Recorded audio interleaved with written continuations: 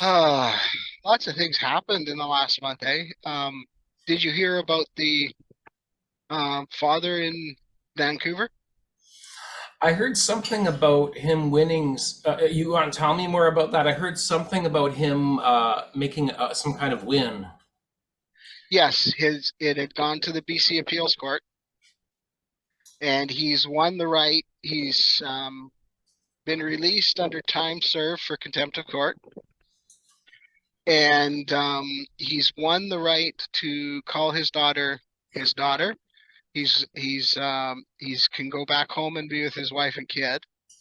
Because they had separated so that the daughter didn't go into care. Wow. See, I didn't know that was happening behind the scenes. I just thought maybe it was the wife wanting this. No, no, no. They separated because the other had had one of the parents not capitulated.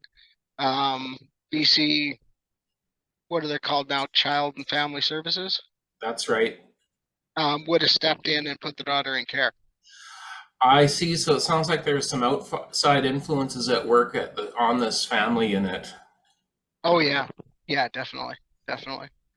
Um, Do we so know yeah, he where? Was that from like a recreation program or a school? school. There you go. Yeah, yeah. Um, my brother's able to come on the podcast and discuss more about it. That's um, if fantastic. we want. He knows the father. So now that the other thing is the gag order's been lifted, so people can now talk about it. Yes, because there was a gag order, so nobody could um, discuss it within Canada for fear of the father facing a more serious jail time. Wow. Yeah, yeah. And then I haven't heard a lot about it, but there's the what's going on out in on the East Coast. Which province was it that was attempting to pass into law that parents had the right to know and had the right to refer to their children by the child's biological sex until the child reached 16 years of age? That was in New Brunswick, I believe. And that Yes. was it Premier Higgs was their name.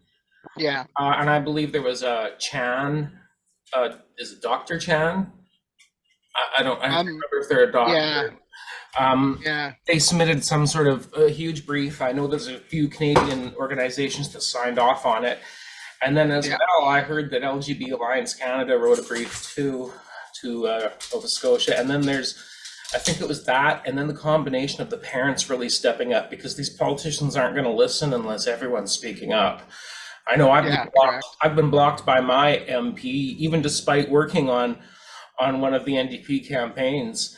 I mean, Wow. there's a combination of those parents, brave parents, speaking up of all different walks Hmm. of life, and these people petitioning the government. So Soji went for an immediate review, and I suspect there's going to be Oh, more wow. reviews as soon as the media blockage on all the data coming out of Europe is allowed to be discussed without punitive measures in our parliament.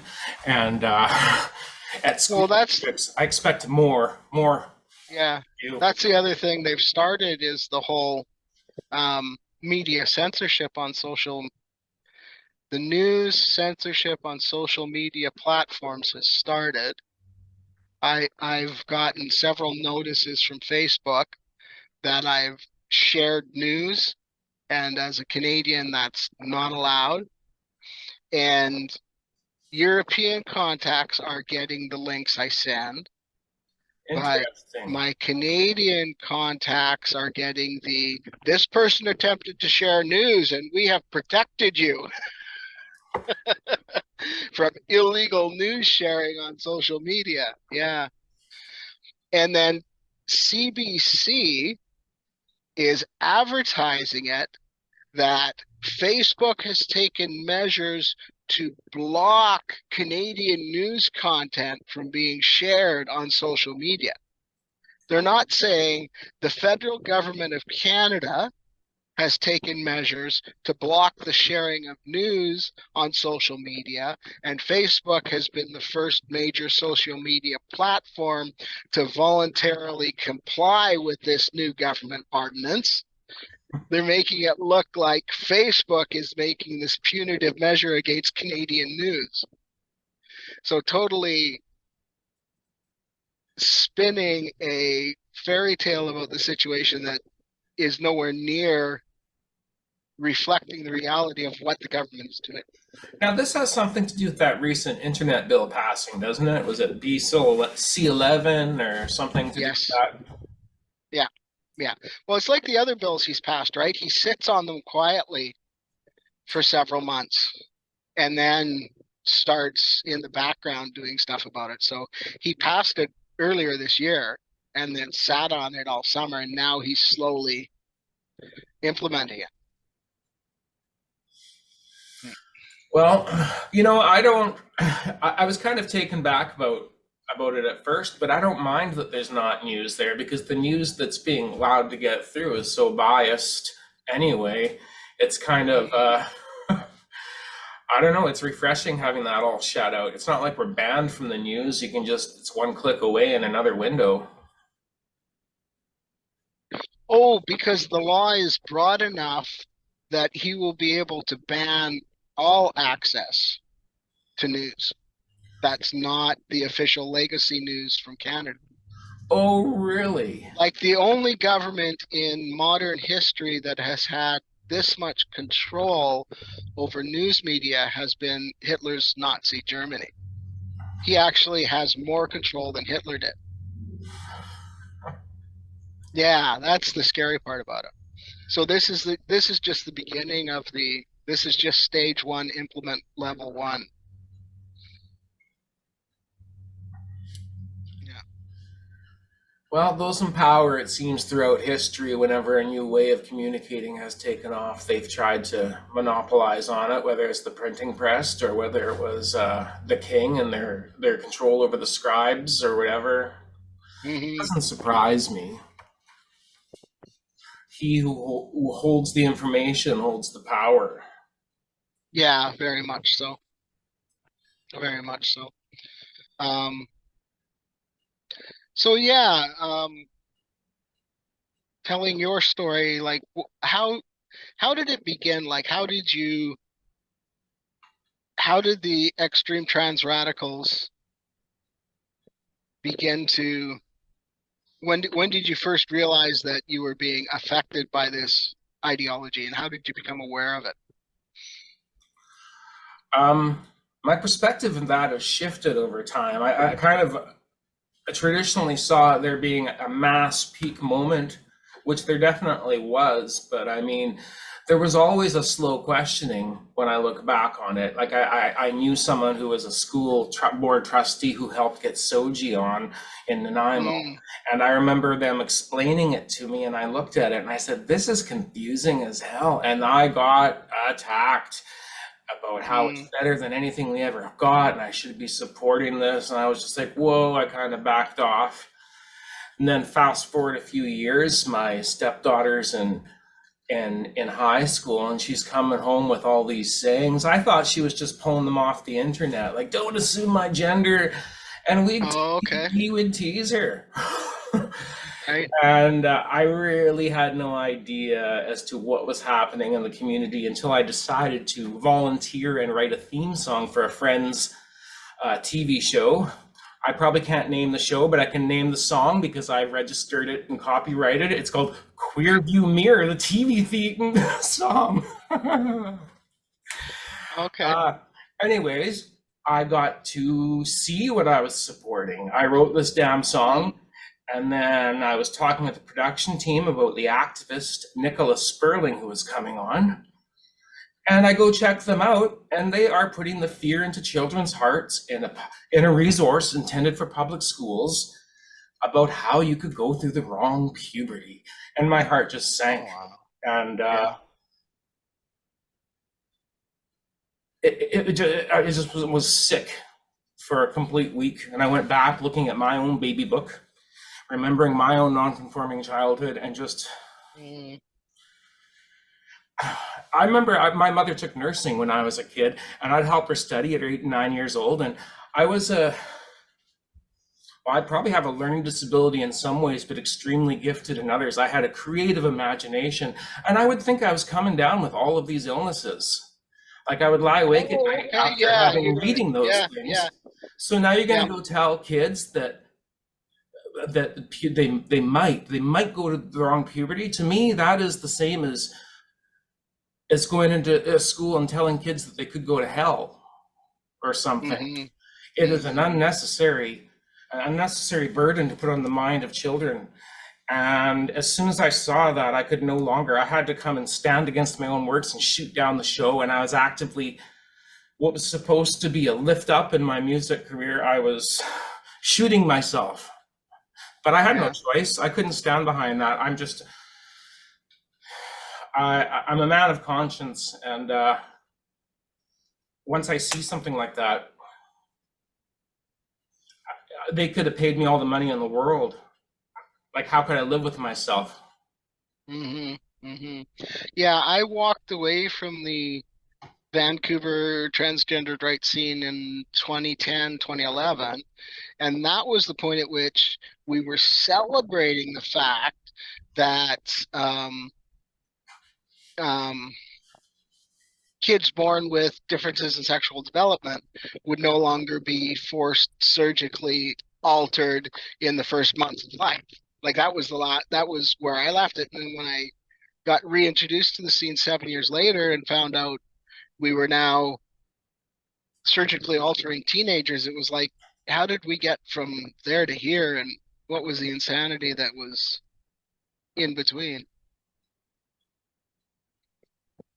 Yeah. Yeah. And Where did it creep up from? Like, I remember looking back now, going to a festival, an Arts Wells festival in the year 2016, and I show up and there's all these, there's so many like trans kids claiming this identity. It just really, I didn't know what that was all about or what was spurring it, especially with the young girls. And like, I went for a surgery a few years back, and I was in the clinician's office, and there's all these, well, not all, there was two, there's three of us in total, but these young girls there. I was thinking, something's really lesbianic about these two girls. Like, are they really right. butch?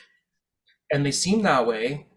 And then, see, part of my career in the past is I was an autism support worker. And then thinking about it after I left the office, it struck me that these two girls are on the spectrum and that they're in that office to get double mastectomies. And Wow. they're probably between the ages of 18 and 20. Yeah. And my heart just sunk again. And now I see that Carrie Isham is coming to teach at one of these day programs that have adults with developmental disabilities. I just don't see any good coming out of that. Yeah. That's And just to see how it's hit the autistic community, children who are gifted, children who are growing up and maybe deciding they're LGB later. yeah, and especially the report you were talking about coming out of the East Coast, like she's specifically bringing up examples of Aboriginal youth in care. Like all the examples I've read as far as I was able to get through her document, where it's Aboriginal youth in care with multiple comorbidities going on. If only we support them in becoming, if we support this boy in becoming a girl, then everything else is going to be okay. The alcoholic parents isn't going to matter. The being through 10 foster homes by the time they were 12 isn't going to matter. Just fixing this, this little thing and starting them on puberty blockers, that would just make everything be okay. Um, and it's just,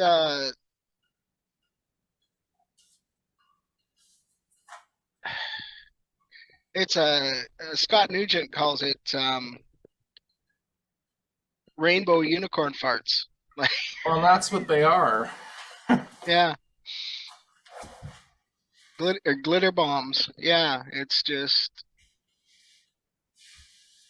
and that's what got me. sucked into the whole thing is that it was presented to me as everything I feel awkward about, like being a woman, is going to go away after I do this. And, you know, the first stage is picking your new name, and then the next stage is getting on testosterone, and then the next stage is the mastectomy, and the next stage is the hysterectomy. And there's always this next stage at which everything is going to feel perfect. Um, and it never got perfect. And then when I left that scene, I went back to long haul trucking, and that opened my eyes to the fact that there are fundamental differences between men and women. And I'm not a guy, you know, like however I've altered my social gender presentation, like chemically and surgically, um, I'm still a woman. I still have way different motivators and social forces that have affected me and how I am and who I am. And mostly I recognize it when my responses confuse the men that I'm interacting with, because I don't have typical male responses to male aggression, right? Like I'm perceived as a big guy, which is, you know, a whole thing for me to get used to. So if a guy gets aggressive with me at work, I take a step back. I don't step into it or hold space. I just take a step back from it. And I'm like, yeah, whatever. And that's not a typical male response to aggression. Um, from someone they perceive as being, I should be this alpha male, is what their perception of me is. So they're expecting this aggression back. It's like, yeah, I grew up in a whole different world than you. Um, and then, yeah, it's like more and more my eyes are open to the solution to the problem is acceptance. And unfortunately, acceptance is free. You know, you just tell the kid you can be a boy however you want to be a boy.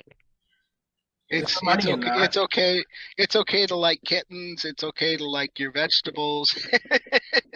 You know, if you want to play with Tonka trucks or yeah, want to cut your sister's hair, like, you know, none of that makes you anything besides a boy who has an interest in this area. Exactly. Yeah. And what more is going to stop male violence against gender nonconforming males than having more gender nonconforming males in male spaces? hmm hmm Well, and I can't really talk a lot of the specifics, but um, a young male who, because of his appearance, um, of European ancestry, his school decided he was really a girl. So his teacher, the guidance counselor, the principal, the vice principal get together and go, "What's your girl name? This is a safe place for you to let us know your girl name. And we know you're really a little girl on the inside because of this and this external characteristic that had nothing to do with gender in his traditional culture." And that's how his parents were raising it. So he's like, "Mom, this has got to change. I can't do this anymore." And now he's actually aggressive towards females in school to prove that he's not a girl because he's still getting pressure from the educators to be a girl in this safe space. Wow. Yeah. So so they're creating a situation where it's boys can't be non-conforming. Girls can't be non-conforming in your educational space without pressure to be the other gender. Like they're creating a smaller and small. They're under the name of inclusivity. They're making it exclusive. And Yeah, I haven't gotten an opportunity to read the link that was sent to me, but um, an individual wrote an article about a movement that's starting now where allies are wanting their XY children assigned female at birth and their XX children assigned male at birth, so they don't have to grow up with the stigma of being cisgender. I'm like, okay, when I said that, I was actually joking. I raised it on a social media platform I'm on, and they're sent me back this link, and it's like, no, it's a thing. It's just made up words. Like, how stupid are we? I think of, like, I know this is a real far stretch, but remember, like, the genocide in Rwanda, and they made up those two categories of being, the Hutus and the Tutsis, or something like that. Oh, okay, yes, That's what I feel like cis and trans are becoming. And these just these made up things, and they're causing so much fuel and division, and they're making people decide stupid things.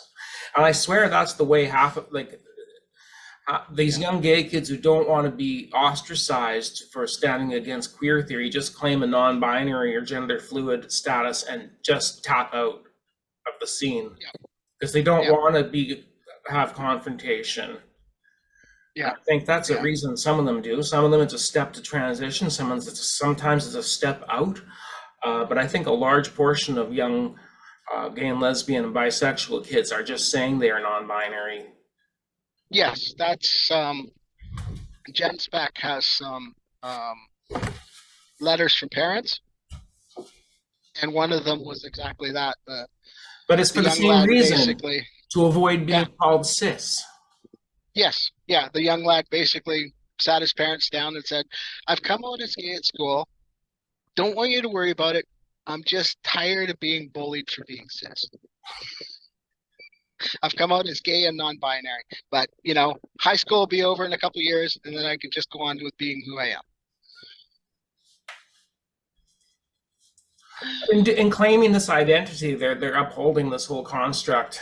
So I really wish that there would be some bravery within the community at large. Like now's the Um, time. Now's the time to stand up and speak out. Yeah, and there are, sorry, fly in my face. There are some people who are doing that. Like the Buck Angel is a huge voice for the fundamentals of biology, and Blair White and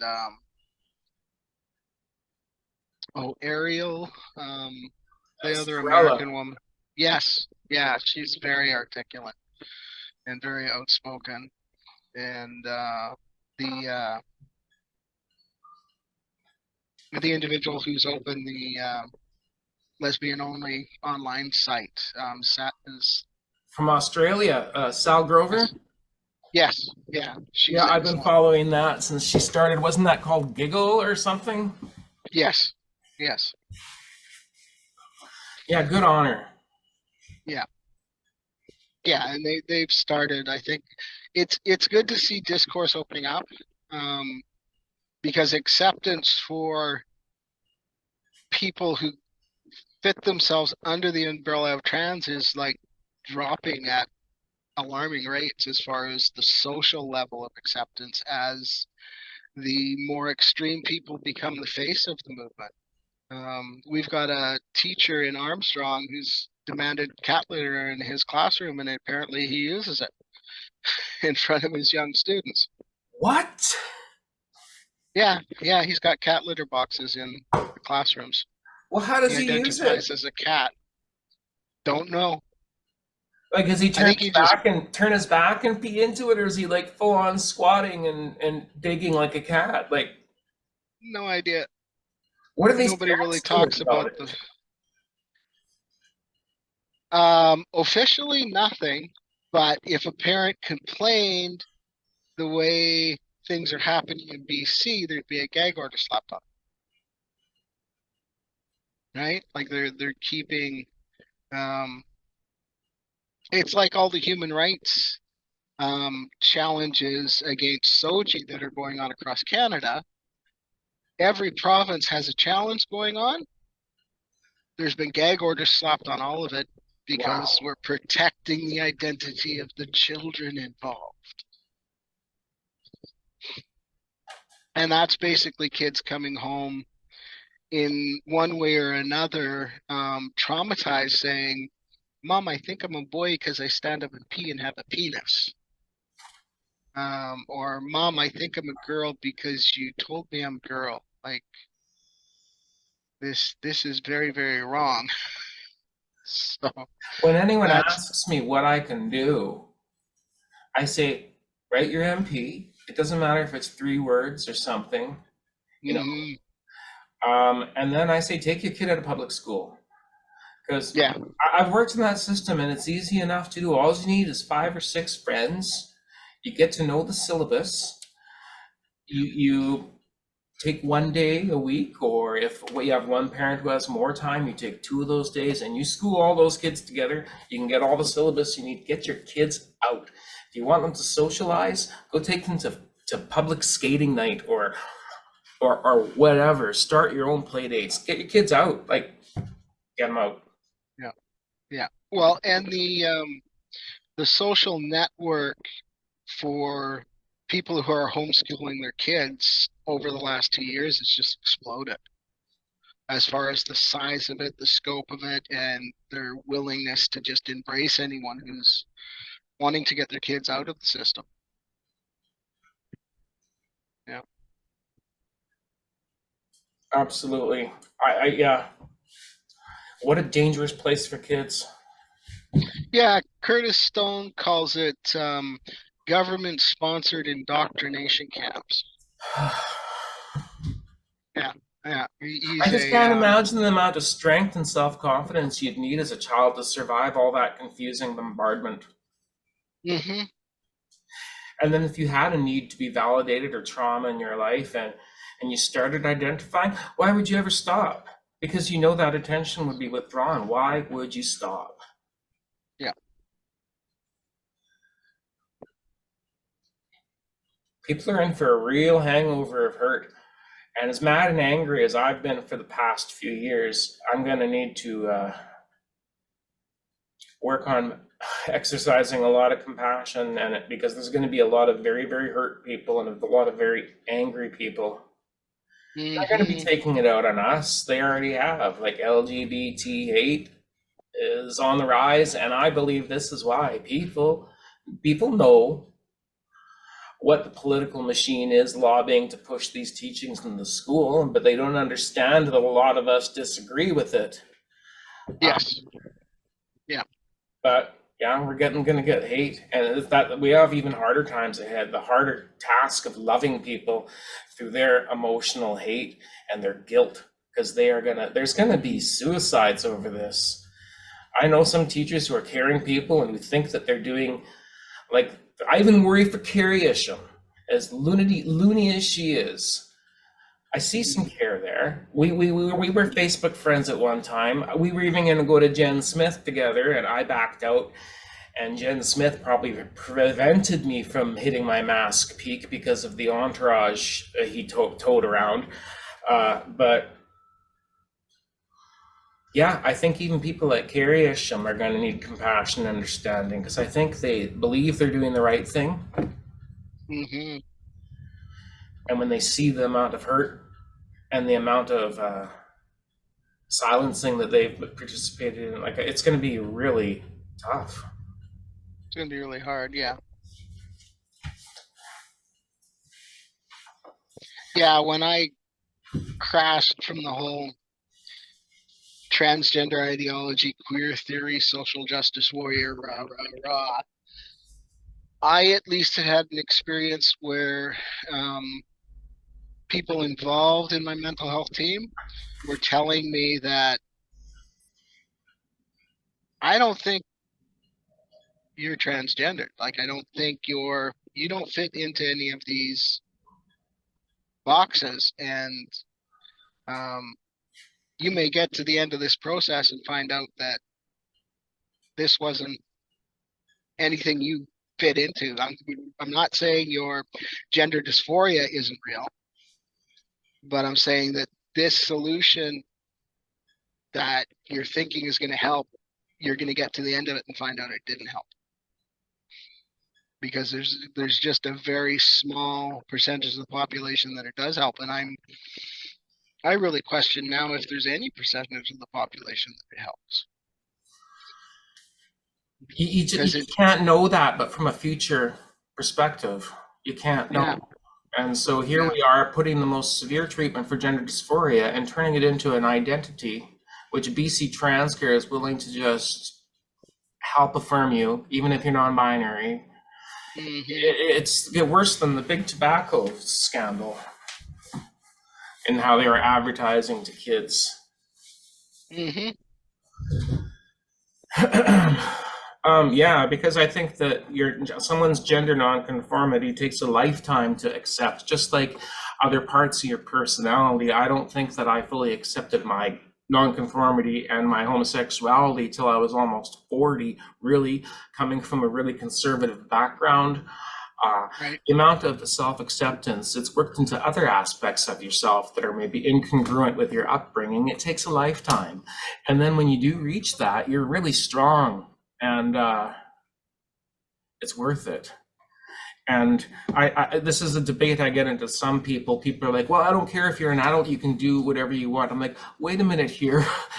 A lot of these people who are transitioning are doing so in their early 20s and then regretting it. Can we not look at the development of the cortex as a safeguarding measure before you consider this extreme version? Can we not put that into the equation, providing safe care for gender dysphoric people, that they should reach brain maturity? So I am in a conflict of opinion with some of my allies, because I don't think people should be doing this till their brain develops. Mm-hmm. Mm-hmm. But that's my opinion. Yeah. And the total absence of cultural issues within the whole context, because like I'm Scottish and Norwegian. So a lot of these things that were proof that I was really a man are traditionally typical of women within my cultural context. But that was never explored. There was never any invitation to look into the traditional roles of women within my society.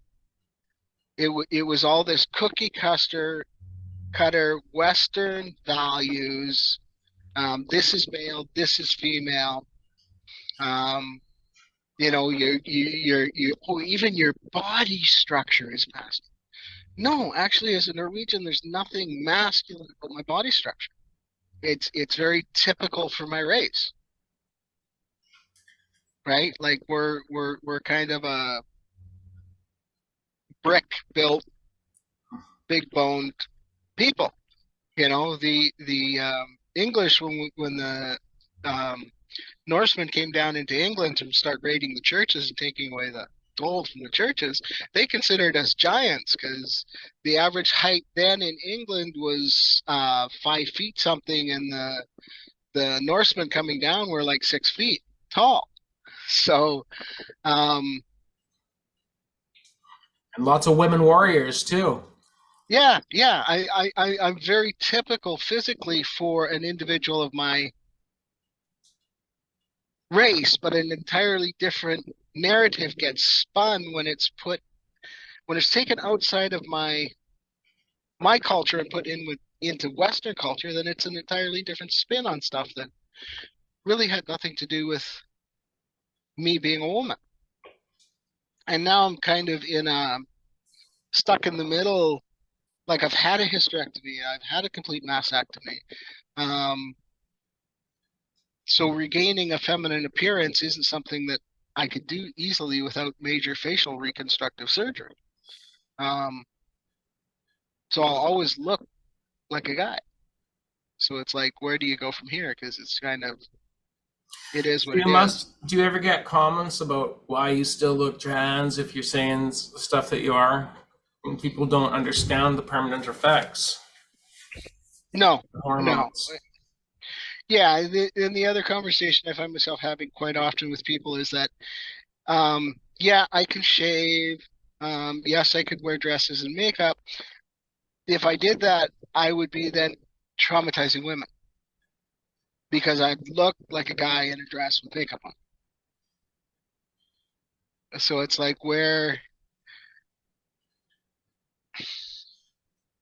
do I where do I fit in? Because you're stuck in this between zone.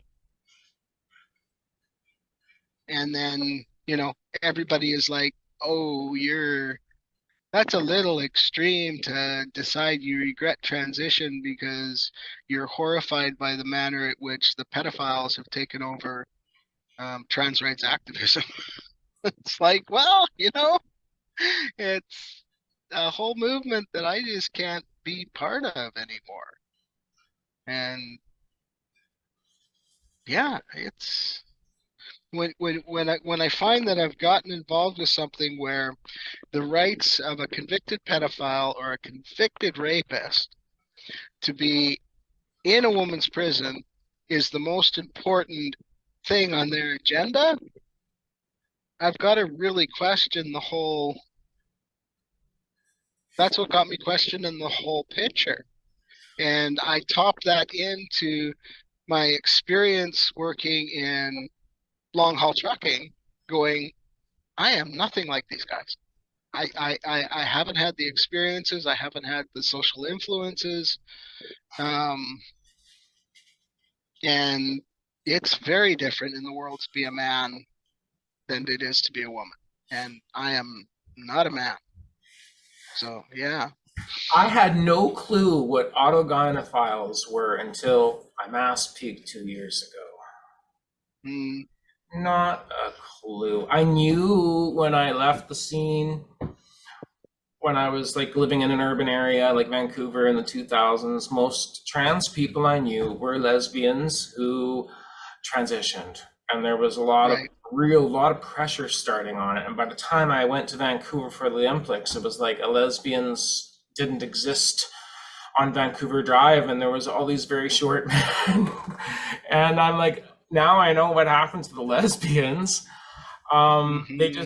They all transitioned, a great many of them, and then yeah, like I guess I see where the AGPs played in now because there would be club nights like at celebrities or demonstration. They'd have like fet nights, and that's where they'd Hmm. come in with the fet crowd. They would have fetish nights, and in large, like there would be people who worked in my school district. I remember they'd show up, and they were largely supportive of LGBT people, and there was some crossover there, but they'd come to our parties. But that's when these AGPs who were cross dressers, but they didn't call themselves women then. They were just Hmm. transvestites or cross dressers. They were really aware of their sex. Yeah.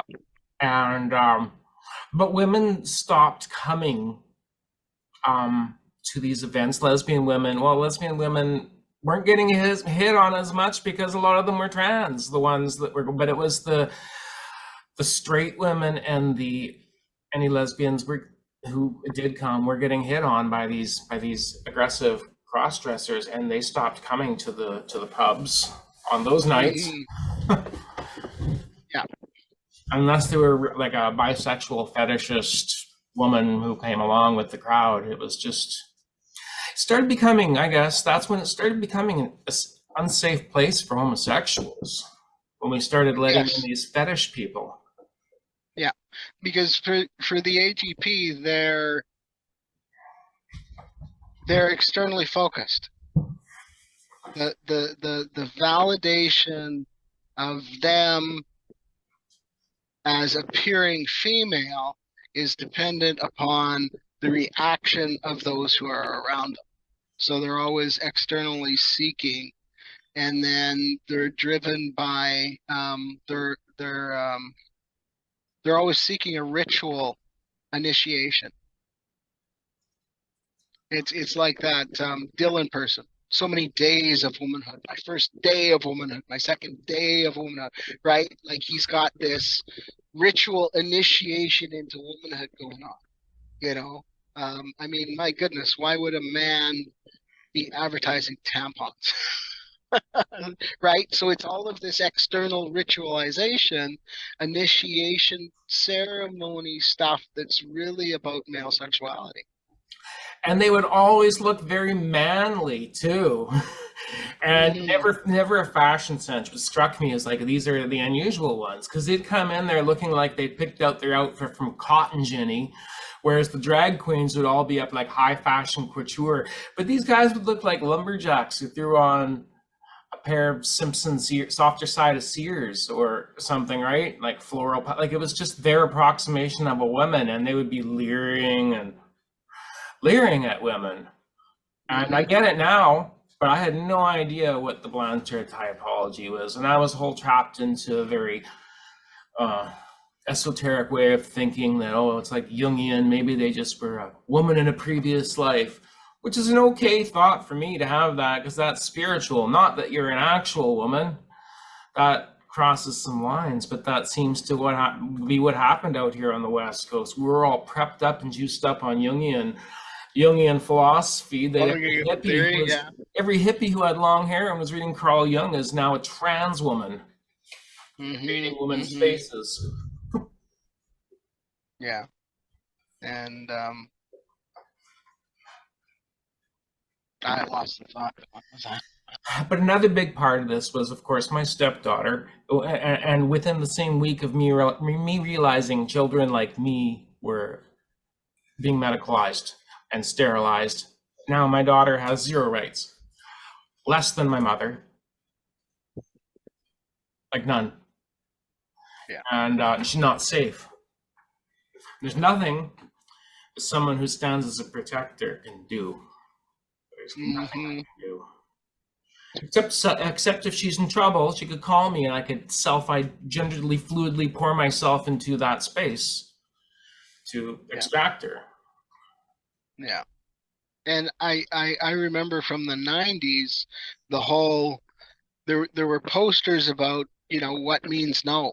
No means no, not right now means no, I have to wash my hair, whatever. Like there were, anything a woman said that wasn't yes, you accepted as no. If you were pursuing them in a sexual manner. And now there's this whole idea that lesbians who don't want to date men, regardless of the man's gender identity, are now transphobic. No, no, they're individuals who aren't sexually attracted to you for whatever reason. They're not sexually attracted to you. They shouldn't have to have sex with you. But how did we get there from where we were? Well, yeah, and it's like homosexuality has now become a choice again because this crazy trans activist Nicholas Sperling, I find him attractive on some level, even though he thinks he's a lesbian. So now that all of a sudden makes me what, bisexual? I didn't choose that. Hmm. So now human sexuality is a choice again, depending on how someone else feels. It's just so very insulting. Yes, and now my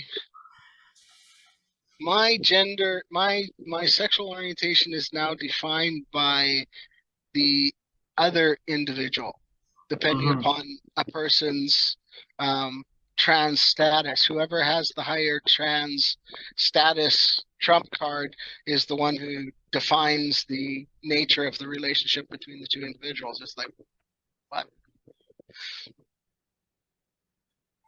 Yeah, and I do find some trans men on a very like superficial picture level like attractive. And Yeah. so I can acknowledge the attractiveness of secondary characteristics, but I've never actually had a sexual partner as a trans man because of the capture of queer theory. The amount of persecution, because I'm mostly gay, uh, Yeah. the amount of persecution I've had for my attractions based on sex. I couldn't Hmm. once I see someone's naked, I couldn't use the pronouns they wanted, and that would become a problem. And I would also consider myself bisexual if I enjoyed that sex act, which would become a problem. Right. Uh, Yeah. I won't do it. And that is a person's choice. Like that's the difference between consensual intercourse and non-consensual intercourse. And when the extreme trans radicals pull up the whole um, violence against trans women, they completely ignore the percentage of those incidents that they're quoting where the violence occurred as a result of non-consensual entrance into sexual activity. The individual who objected at the point at which they found out they were in bed with a biological male. I'm sorry, that holiday is deeply insulting to me because they've erased the key to a lot of trans violence is a male reaction to homophobia. Yes. And a lot of these brothers are homosexual transsexuals in South America. And it's no different than in the 90s when you had these usually very conservative white straight men looking for a lady boy, and they'd hang out where all the gay men were hooking up after for clubs, and they'd pay money. And that's the violence that happens if they got all of a sudden they felt that they felt aversion to a dick after they came. Well, then they got killed. And so now I have autogynephiles. No one's going to beat up an autogynephile. Half of them look like extremely athletic military men, claiming that and then they're whipping up into a frenzy all of these like cluster B mentally ill young women to do their work for them, like just manipulating kids. Yes. And to think that calling you a dead name is the equivalent of being gay bashed because someone got homophobic and a sexual, like it's twisted. They're taking things put upon non-conforming gay men like me and calling it an act of transphobic violence. And I'm hard-pressed to believe that a lot of that is transphobia, but homophobia. Yeah, exactly.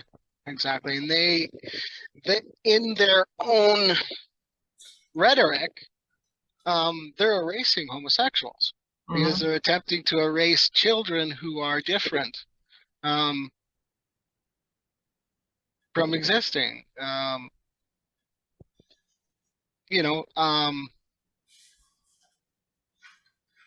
When I was first in the scene, trans men who were dating lesbians were seen as being involved in a lesbian relationship. Me too. Yeah. Right. The nature of the sexual relationship was still seen as that which was occurring between two women. And now there's this idea that by changing the physical appearance, you change the sex, and therefore it's a heterosexual relationship. No, that's just what it looks like on the surface. Yep. I saw that that's changed like somewhere between like 2010 and 20 and now. Yeah, and that's major homophobia. Yeah, exactly. And another thing about this, like as a Canadian, I just want to be comfortable and be tolerated. And I don't want to force people with like different cultures or people with learning language disabilities into compelled speech. At the same time, I'm going to get flack for this podcast from feminists because I referred to Scott Nugent as he. I just don't want to be uncomfortable. I might call someone he or she, and sometimes I find our allies are just as willing to jump down our throats about compelling the speech. Yeah. I want to do what's comfortable for me. Like you and me, I have no problems. It just naturally flows off my tongue to call you he. But if our ally Buck Angel is in here, I've seen some of Buck's film work. It would be very difficult. I wouldn't want that held against me. Right. Yeah. But it's hard to be supportive when some of our allies are so rigid in compliance too, I find. Yeah. I've had a lot of conversations with people about gender and pronouns and what do I prefer, and like there's a point at which, because of how extreme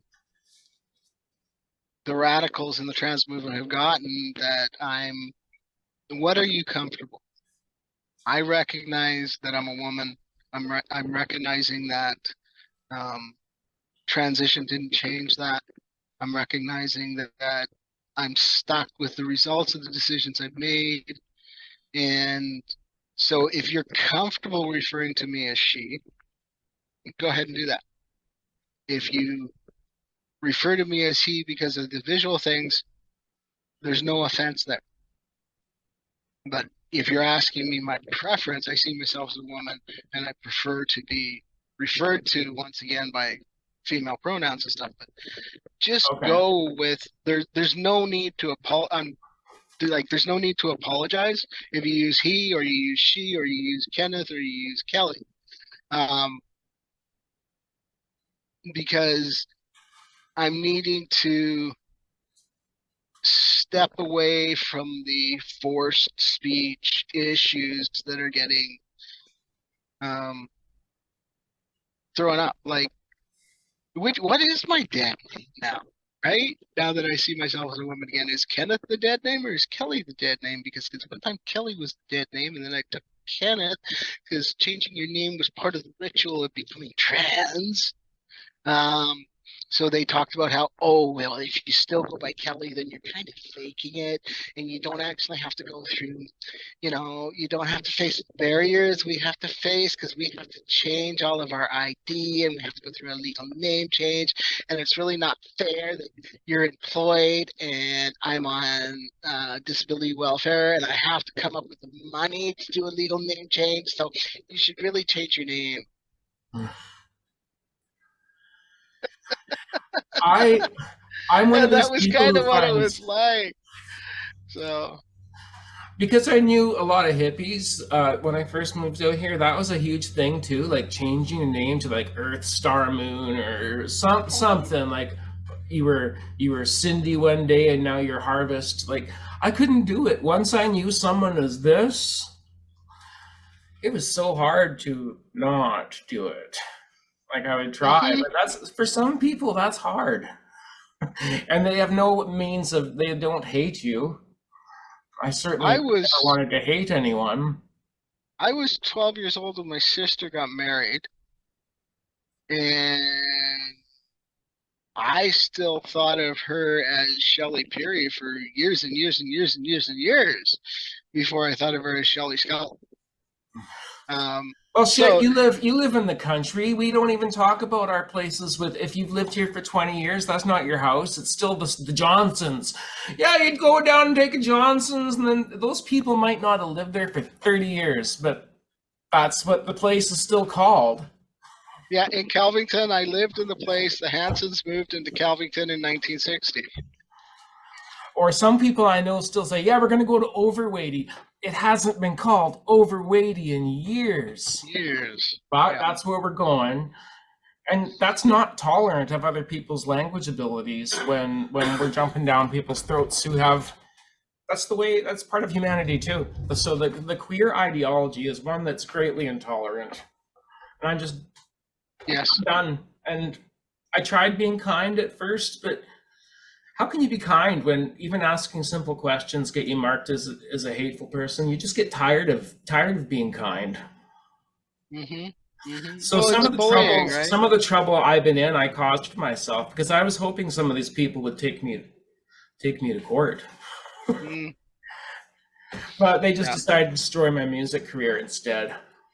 Yeah, there's the link that came out between being a school bully, being a bully during your school years, and being a trans rights activist.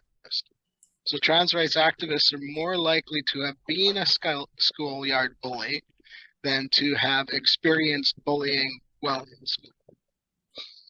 Oh yeah, I don't see any difference between. Do you remember like the metalheads who were very androgynous, and then there'd be all the people in the AV club who were trying to emulate them, and were, and they'd pick on people within their own social structure, and it's just like, yeah, it's just masculine behavior, and I don't care if it's an androgynous shit. I was talking with my brother, and he's like, if you took away makeup and clothes, men are the more prettier of the species. I'm like, yeah, you're right. Because you look at birds and they're always dressing and they do the fabulous dances. And I'm like, it's men.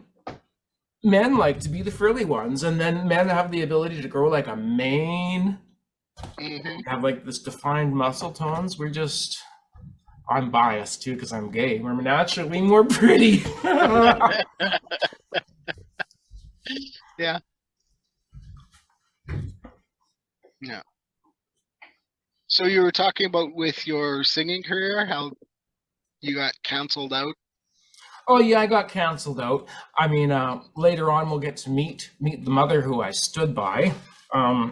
There was an event that happened. Well, there was two events. There was Bridget Klein Simpson who tried to get into the Parksville Bodyworks gym, and that I was already in a lot of trouble with local activists for calling them out on their personal pages, and that just sort of reignited the flame of anger because this gym is where all my daughter's friends who she grew up with go to, and now they're going to have Bridget Klein Okay. Simpson with like 7 foot tall, 400 pound man in their change room. I couldn't sit there. It was too tempting. Right. I've always had a lot of courage, but not always smart. And if I had to redo that, I might not have stepped in the way I stepped in, but I couldn't help it. And then a week later, the aquatic center with that guy perving on the kids. No, Well, and it came out in the end that he has a criminal history, right? that's what they're suspecting. Yeah, Yeah. that it is that one guy who's a convicted pedophile with a trans identity from Kelowna or something. Hmm. Hmm. And they still haven't stepped in and done anything to, um, like the staff there blocked people from having him removed from the women's change room for so long that they should really be. It's like the Yavit thing. Yavit should have been looking at being charged with a criminal offense. The staff at the Nanaimo Aquatic Center should be facing some sort of criminal sanctions. Like what they did was criminal. They allowed a predator to continue to prey on children by their actions. And the police still haven't stepped in to Oh do anything yeah, regarding and that. they've enlisted a lot of nonprofit organizations to shame the local mothers. Here to Nanaimo Family Life Association, and take a look at their social media, and they gaslit every mother in town for complaining about that. And they're Wow. all kind of in sync to get together on one big sort of woke mafia: the Nanaimo Family Life, Nanaimo Pride. Hmm. It's like they're all serving the same master. Yeah. And so the police were called on me. I was at that event encouraging people to stand up for sex-based rights. Yeah. And then I had a call from the police within 24 hours of attending that event. Wow. And I refused to talk to them unless they would tell me I was under arrest for anything. And so I eventually got a lawyer, Karen Bastow, who's Amy Ham's co-counsel. And she said that she would sort of liaison pro bono for me between the police with any of these crazy scurrilous accusations by trans activists. And so then after I attended Janae's second event, where all the queer activists got a bunch of they got a bunch of 8 to 12-year-old kids. Well, some were older in their teens, but there was a few significantly younger ones holding up signs like "Stop killing us." Come on. And you could just see you could tell who the queer activists were. They were all in black, and they were coming around the event with cameras just waiting for it. But Janaea kind of rocked it. She convinced the kids that what she was doing was in their favor, which it is. Hmm. And yeah, after that is when I got a call from the Queen's Hotel, where I performed for 10 years, that Wow. that they were counseling my performance based on feedback from the Pride community and others. Wow. But yeah, that's the cost. Hmm. I knew it would be, but I just didn't think it would come so quick. Yeah. Or that people in this town would be so spineless and just cave. Well, that's where the words they use to label themselves, like everybody wants to be a social justice warrior, right? Like, doesn't that sound cool? Um, if they said, schoolyard bully as an adult or an adult version of a schoolyard bully, well, nobody would want to be that, but social justice warrior, wow, yeah, I hope to be a social justice warrior. Um, so they pick these terms that just be kind. If I'm bashing you in the face, oh, just be kind, don't push back. Um, if I'm walking all over your rights, well, just be kind. Um, so nobody wants to be mean, right? Because the opposite of just be kind is being mean. Um, so they pick all these terms that, nobody wants to be not that thing. Um, and now there's the new term that they're picking up is the whole right to thrive, which was in that report coming out of the East Coast. Like the report was about the right to thrive, the rights of trans children to be able to thrive. Oh, Um, that term is just an abusive one. Trans children. I'm mm, not sure how you feel about that, but I feel that's like an abusive term in itself. it is the pathologizing of normalcy. Childhood is a time of acquiring a very complex heuristic called sex. Because sex is a really complicated concept to understand. And children really don't understand it until puberty, where you have all these internal changes going on within your body, and you go, oh, these are what makes me female. The breast, the bleeding. Okay, these are things that make me female, and this isn't happening to my male compatriots, like my male friends. They're going through completely different changes. And so the whole process of um, like when I was a kid, if I pointed at someone, 5 years old, if I'm 5 years old, 6 years old, I point at somebody in the grocery store going, Mommy, is that a boy or a girl? Is that a man or a woman? My mom would look at them, make a judgment call, and say, Kelly, that's a woman. Or Kelly, that's a man, right? It wouldn't be proof that I was a trans child. So the things that prove that kids are trans, oh, my boy likes pink. Well, that's culturally relative. Oh, my boy likes makeup. Well, that depends on the century you're living in. Oh, my boy wants to have long hair. Well, there's cultures where that doesn't determine anything. Oh, my little girl is really good at math. Well, you know what? Turns out that girls are better at boys than math until they learn in school, generally third grade, that they're not.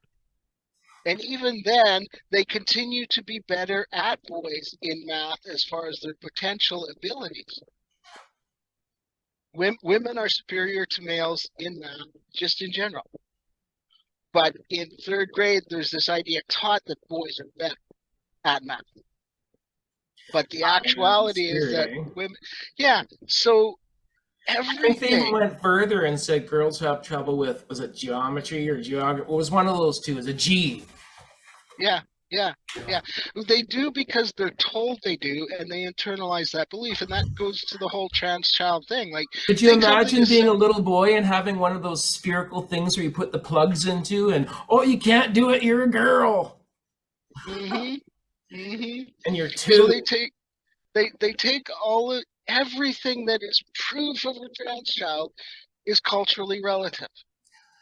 And the fact that our education system is really outdated and it was designed primarily for girls who are staying home in like agricultural times, and the boys would be mostly out in the farms. Like it doesn't. A lot of Oh, boys yeah, have a shorter attention, like naturally, and the boys fall through the cracks all the time in public school before yeah, this any of this shit. yeah, yeah. You're referring to the my dad's generation. The boys had all dropped out of school I think one of the six stayed until they were 16. Most started dropping out at 12, 13. That's right. Grade six-ish. The majority dropped out at 13, 14. The summer of like the summer they were 13 or 14, they didn't go back that fall. They were done with school and they were working at that time. They got a job over the summer and they just stayed working. Um, so yeah, the school system itself is geared towards what females are more comfortable with than males. Because yes, generally by the time they hit, then they're bored.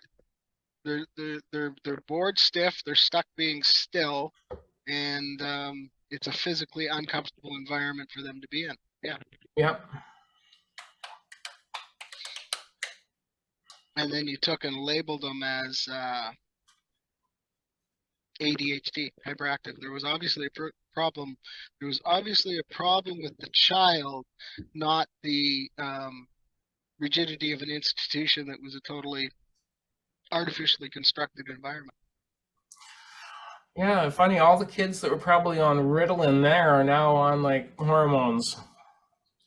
We get into Yeah. these fad diagnoses. What was it like 15 years ago? Everyone had autism too, and they were self-identifying as being on the spectrum as well, neurodivergent. Mm-hmm. No, I was trying to figure out what that term is all about. I haven't really looked into it. So it's the autism spectrum individuals who are taking up that. Neurodivergent is really a loose term. It could just be that you have Okay. different ways of processing things, and ADHD people have that sort of in common with people on the spectrum. Okay. I think everyone is neurodivergent. I talked to my Yeah. doctor about like a diagnosis of ADHD or perhaps being on the spectrum, and he's like, you're at your age. What are you going to do? Are you going back to school? Do you need like any kind of note? And I'm like, no. What do you need it for? Do you Like, need the diagnosis for you? yeah, right. And like it could be a sign of like your childhood trauma. Could have your sensory profile all over the place too. Mm-hmm. Oh, I got a warning. Our meeting will end in 10 minutes.